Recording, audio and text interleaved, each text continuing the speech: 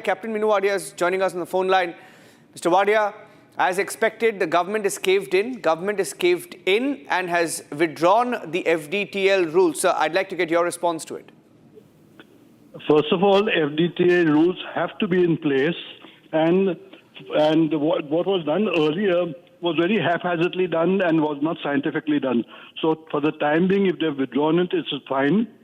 But this has to be done on a very scientific basis, on the basis of various research carried on, and not by whims and fancies. Earlier, the DGCA had asked the opinion of the airlines. This opinion is absolutely not required at all, because this is a matter of safety and not at anyone's whims and fancies. And your commercial requirements cannot precede over safety. Safety takes precedence over everything else. Therefore, these rules have to be in place, but in a proper manner, not in the manner that DGCA had done it earlier.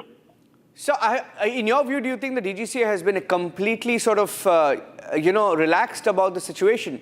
They knew, perhaps it appears like they knew what is going to happen. Even airlines knew how it's going to, pan out, and they waited for it to happen, and then they've eventually got their way. It appears to be a fixed match.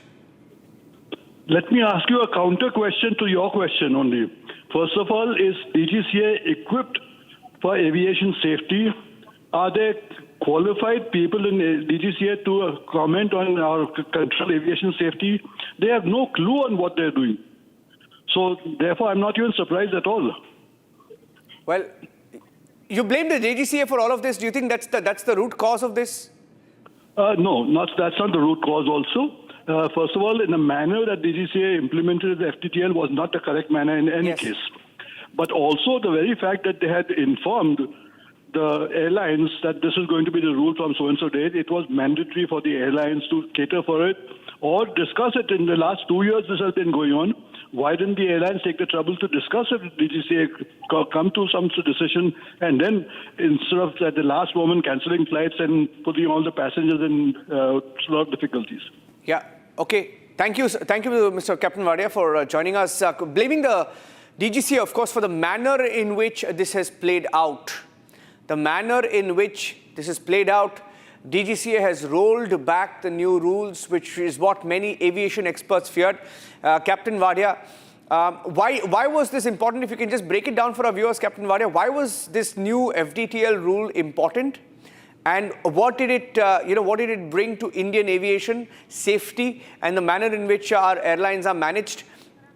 Sir? First of all, FDTL is a mandatory requirement in all airlines all over the world. But they cannot be mandated by DGCA by whims and fancies. It has a scientific, researched manner in which it is done, and there are agencies in the world who are doing it. For example, IFAPA is one organization, Flight Safety Foundation is another organization, and ICAO is, after all, the United Nations also. So these organizations have done research on the subject. So let's go by proper research and scientifically implement FDTL, not because it suits some airline or it doesn't suit some airline, or it suits our DGCA or doesn't suit them. It has to be done on a very scientific basis, and it is mandatory for all airlines all over the world to follow it.